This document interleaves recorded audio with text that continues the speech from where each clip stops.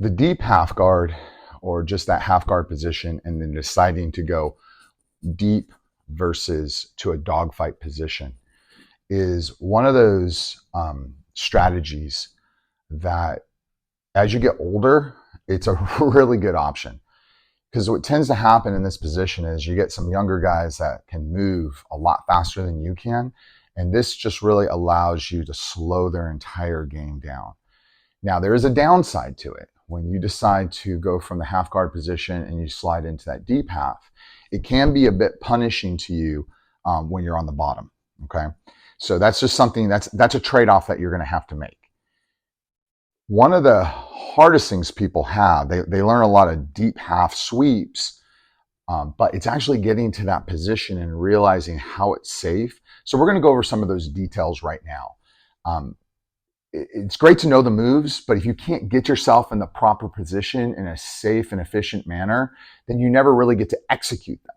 So let's just first talk about the starting position, and that would be our standard half guard position. Let's figure out, what am I dealing with right now?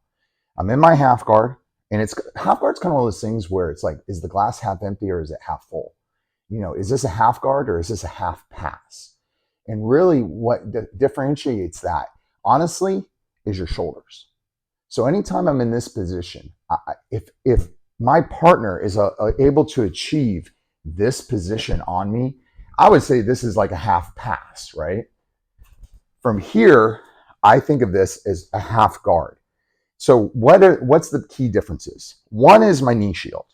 And for me, when I'm talking about that principle of the shoulders, I like to keep this knee on this shoulder. There are guys that like to bring it across like a seatbelt. And there's even some people that like to play this almost like this Z guard tight on the leg with the leg down. There's a number of reasons why I don't like this. I don't think this is the most efficient way to play. Not that it doesn't work. It just isn't my preference. I like to keep this knee nice and high up on the shoulder. This does a couple things. Not only does it really controls the shoulder, it makes it much more difficult for my partner to collapse this leg down. Now, there are ways of collapsing it down, okay? We're not going to go over those right now. But off of the arm weave, there's ways he can get this down, but it's pretty tough. So I like to keep this shoulder in control with this knee. Now, this hand, I used to play really tight on the neck, and I don't do that so much anymore. I pretty much just control this shoulder with this hand. Now, if he decides to lay into me and I want to play tough on the neck, I can. But I really want to just achieve this control of the shoulders so I can always keep him right here. I really want to monitor that bicep. Because the one thing that can destroy all of this and put me flat on my back is he does get that cross face, or what I call a reverse half position. So if he gets a reverse half Nelson, and he brings this across and he hits his face, it's going to be tough for me to stay off of my shoulders. It's going to be tough for me not to be flat. So I like to keep control of this. The other beautiful part about it is if he ends up really exposing this arm and I can pass it by, you have all your fancy octopus stuff. Now, when I'm in this position and I've established this nice and good, I have, one more thing. My bottom, I like to hook his foot a little bit. You want to swing around and just see how my foot is looking? This isn't super, super important, but I do like to monitor him a little bit by having an active foot. I don't keep it loose, okay? I keep it across the shin, and I keep it kind of active. So here I am in my half guard position. He's going to be struggling. He's going to be fighting to get through these different frames that I have up. Now I have to make a decision. Am I going to come from here up to like a dogfight position, or am I going to go underneath into my deep half? And what dictates that for me is the movement of my partner. When I feel him trying really strong to bring this knee into the pocket, because that would not be good for me, that's typically when I try to beat it with a scoop grip and I go right into my deep half. So it's almost like I'm letting my partner kind of dictate where I go with this. So when I do this, this arm is going to come. I'm already monitoring this crossface.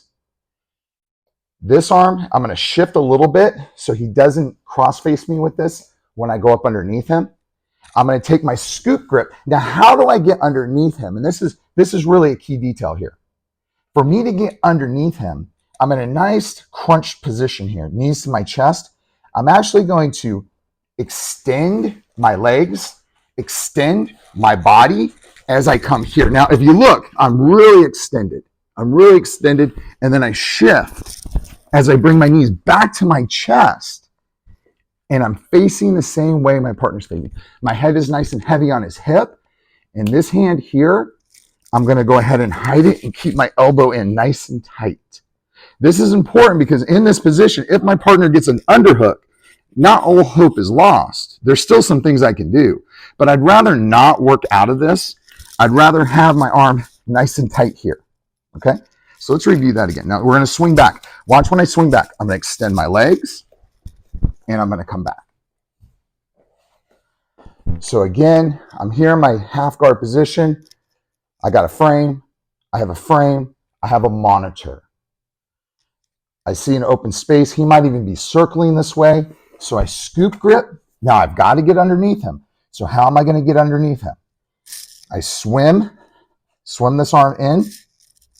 As I extend, as I roll back, I lift him up and I come right here to this position. Now I can do a number of different things. If I switch my hand, I can go to my waiter sweep. I can go to my Homer Simpson. Or if I could get a good hook here, I might even decide just to come out the back door. Okay. But the key point is you can't do those sweeps if you can't effectively get to that deep half position. So I would practice that a number of times with your partner. A solo drill, which is really good, is just being all by yourself here in this position, monitoring, and I'm going to extend, and I'm going to go back, and I'm going to extend, and I'm going to go back.